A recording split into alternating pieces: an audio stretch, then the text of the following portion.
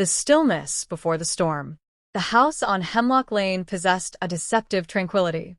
Sunlight, fractured by the lace curtains in the living room, painted ephemeral patterns on the worn Persian rug. Susan, a woman whose inherent warmth usually radiated through the very fabric of their home, moved with a quietude that bordered on spectral. Her smile, once a frequent and genuine fixture, now appeared sparingly, like a hesitant bloom in late autumn. Mark, her husband of 7 years, observed her from the kitchen island, the clinking of his coffee cup against its ceramic saucer the loudest sound in the otherwise hushed atmosphere. He offered a tentative, "Everything all right, love?" his voice a low rumble that seemed to absorb the silence rather than break it. Susan paused by the window, her gaze fixed on the manicured lawn, a landscape that mirrored the carefully constructed facade of their lives. "Just thinking," she murmured, the words barely audible above the gentle hum of the refrigerator. Mark knew better than to press. Lately, "just thinking," often preceded a sigh, a fleeting shadow that crossed her usually bright eyes, a subtle withdrawal he couldn't quite decipher. He attributed it to the usual stresses of work, the occasional worry about her aging parents, anything but the nebulous unease that had begun to prickle at the edges of his own awareness. Their daughter, Sarah, a constellation of teenage contradictions, remained an enigma even to those who shared her roof. At 15, she navigated the turbulent waters of adolescence with a guarded intensity. Her interactions with Mark were polite, almost formal, a stark contrast to the easy camaraderie she once shared with him in the early years of their blended family.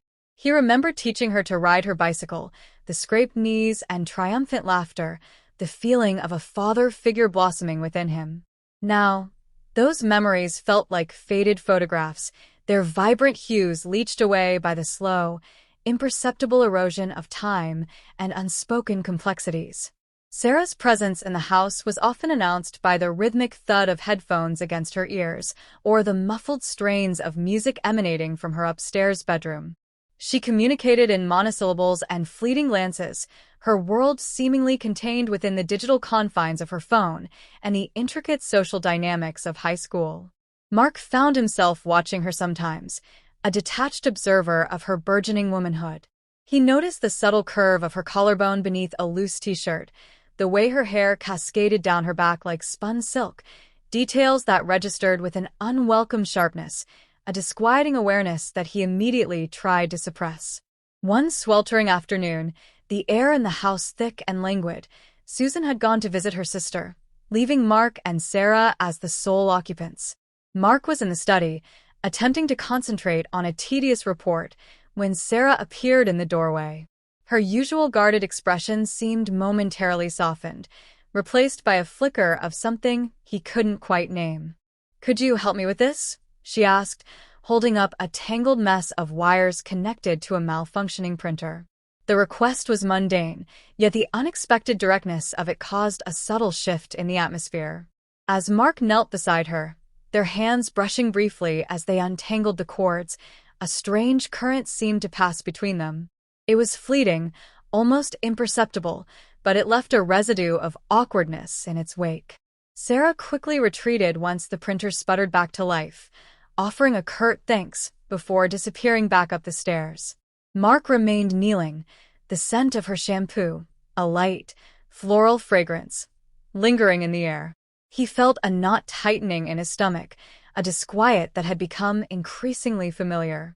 It was a feeling compounded of guilt, confusion, and a nascent awareness of a boundary being subtly, dangerously tested, not overtly crossed, but certainly approached.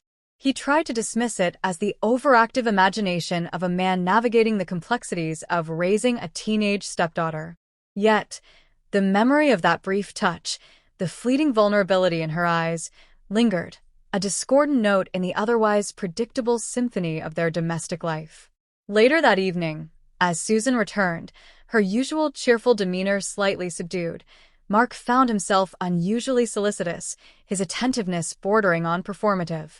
He poured her a glass of wine, asked about her sister, and offered to cook dinner. Susan, though perhaps sensing a subtle shift in his behavior, seemed merely appreciative. Sarah remained in her room, the muffled beat of her music a constant undercurrent in the house. As the day drew to a close and the house settled into its nightly stillness, Mark lay in bed beside Susan, the silence between them heavier than usual.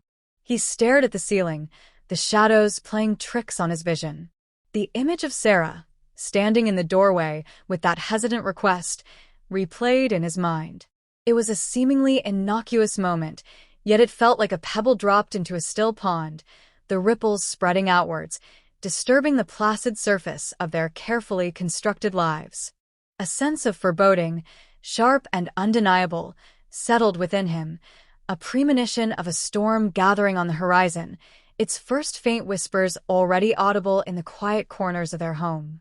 The night offered no solace, only the gnawing anticipation of what the unfolding days might bring.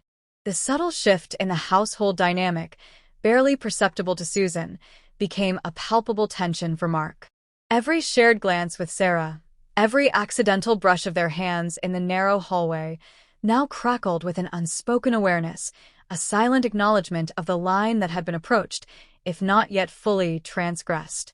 Mark found himself increasingly vigilant, acutely conscious of his interactions with his stepdaughter, his attempts at normalcy feeling strained and overly deliberate. He retreated into a self-imposed reserve, his usual affable nature replaced by a guarded politeness that Susan, preoccupied with her own concerns, seemed not to notice. Sarah, on the other hand, exhibited a curious blend of withdrawal and subtle provocation. She spent more time in her room, her interactions with both Mark and Susan becoming increasingly terse. Yet, there were fleeting moments, a lingering look across the dinner table, a seemingly accidental leaning against him while reaching for something, that sent a jolt of unease through Mark. He questioned his own perceptions, wondering if he was projecting his own burgeoning anxieties onto her innocent teenage behavior. The ambiguity was a torment, a constant hum of uncertainty that eroded his peace of mind. One rainy Saturday, Susan had gone out for the afternoon to attend a charity auction, leaving Mark and Sarah alone once more. The drumming of the rain against the windows created a sense of isolation within the house. Mark had retreated to his study, ostensibly to work, but his focus was fractured, his thoughts circling back to the unsettling undercurrent that permeated their shared space. He heard Sarah moving around upstairs, the muffled creak of floorboards a constant reminder of her presence. Suddenly, the music from her room stopped. A moment later, there was a soft knock on his study door. Mark's heart lurched. He hesitated, a premonition of something significant hanging in the air. "Yes," he called out, his voice betraying a tremor he couldn't quite control. Sarah stood in the doorway, her expression unreadable. She held a book in her hands, its spine cracked and worn. "Mr. Mark," she began, her voice softer than usual, "I was wondering if you could explain something in this for me? It's for English class, and I'm a bit stuck." The request was plausible, innocuous even. Yet, the fact that she had sought his help, breaking her usual pattern of aloofness, felt significant. He nodded slowly, trying to maintain a semblance of composure. "Of course, Sarah. Come in." She entered the study, closing the door softly behind her. The small act amplified the sense of intimacy in the room, the silence punctuated only by the rhythmic drumming of the rain. She sat down in the chair opposite his desk, the book open to a marked page. As he leaned closer to examine the text, their shoulders almost touched. The air crackled with a tension that had nothing to do with literary analysis. As Mark began to explain the passage, he became acutely aware of Sarah's proximity, the subtle scent of her perfume, the same light floral fragrance he had noticed before. He found it difficult to concentrate, his gaze flicking involuntarily to her downcast eyes, the delicate curve of her neck. He stumbled over words, his explanation becoming disjointed. Sarah looked up, her eyes meeting his for a fleeting moment. There was a vulnerability in her gaze, a hint of something deeper than academic inquiry. Mark quickly averted his eyes, a wave of guilt washing over him. He cleared his throat, trying to regain his focus. The explanation, though brief, felt charged with unspoken meaning. When he finished, Sarah offered a small, almost hesitant smile. "Thank you," she murmured, her voice barely a whisper. She lingered for a moment, her gaze drifting around the study, before finally rising to leave. As she reached the door, she paused, turning back to face him. "Mr. Mark," she said, her voice slightly more assertive now, "you've always been kind to me." The statement hung in the air, heavy with implication. Before he could respond, she was gone, the door closing softly behind her, leaving him alone in the quiet study, the rain continuing its relentless rhythm against the windows. Mark sat there for a long moment, the book lying forgotten on his desk. Sarah's words echoed in his mind, a subtle yet potent acknowledgement of a connection that was teetering on the precipice of something forbidden. The encounter, though seemingly innocent on the surface, had laid bare the unspoken tension that had been simmering beneath the surface of their lives. The line had not been crossed, but it had been undeniably, deliberately approached. The quiet spaces in the house now seemed filled with unspoken words, with dangerous possibilities. The storm he had sensed gathering was drawing closer, its first tendrils reaching into the very heart of their carefully constructed world. The afternoon, which had begun with a monotonous drumming of rain, ended with a disquieting silence, pregnant with the weight of what had been left unsaid and the unsettling anticipation of what might come next. The air in the house, once merely tense, now felt thick with a suffocating secrecy.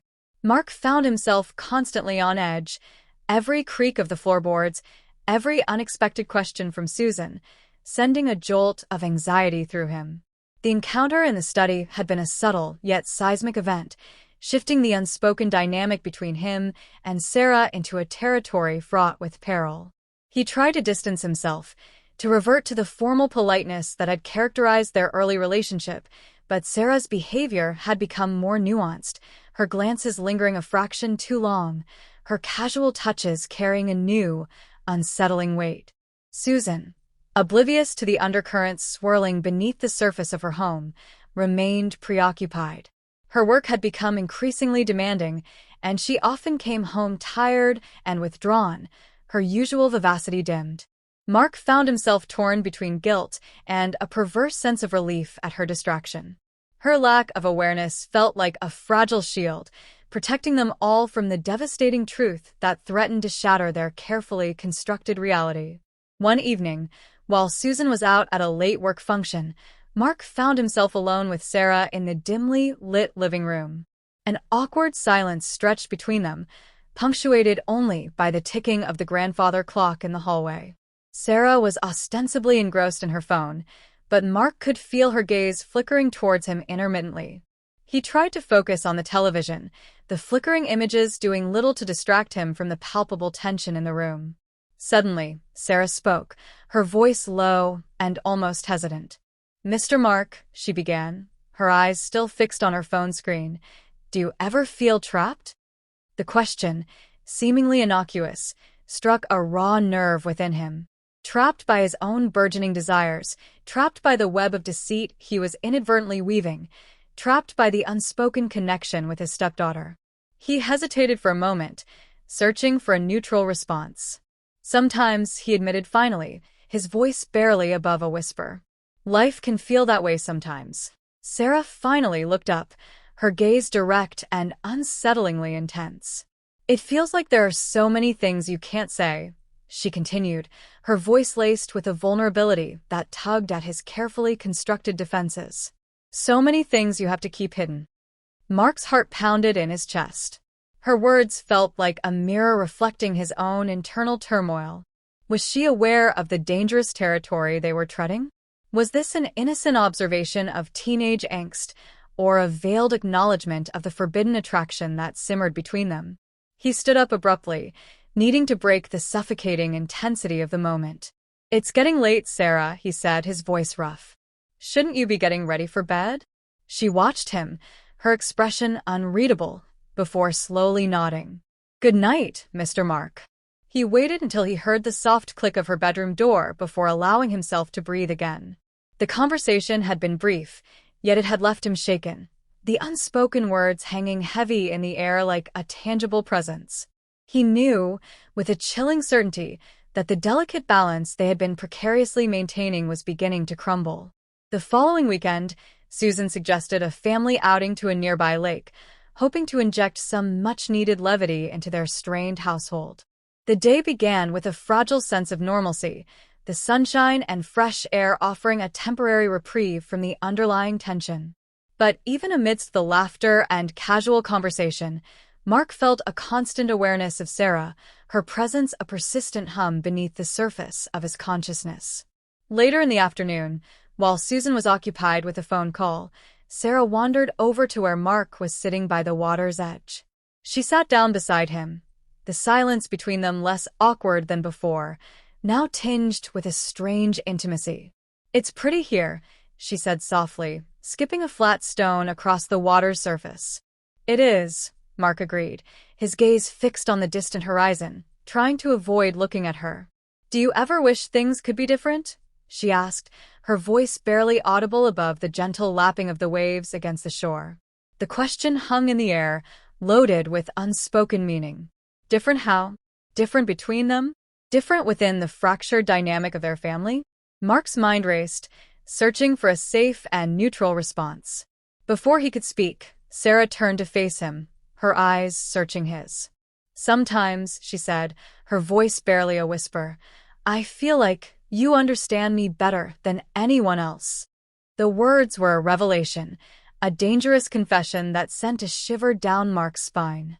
He finally met her gaze, and in that fleeting moment, he saw a reflection of his own forbidden desires, a shared understanding that transcended the boundaries of their familial roles. The unspoken attraction that had been simmering beneath the surface had finally found its voice, a whispered acknowledgement of the treacherous path they were both teetering on. The outing, meant to bring them closer, had instead illuminated the dangerous chasm that was opening between them, a chasm built on unspoken desires and the perilous allure of the forbidden. As Susan called out his name in the distance, Mark knew that the tangled web they were weaving was tightening, and the possibility of escape was rapidly diminishing. The satisfying end to this chapter is the explicit acknowledgement of the mutual attraction, setting the stage for the inevitable confrontation and consequences.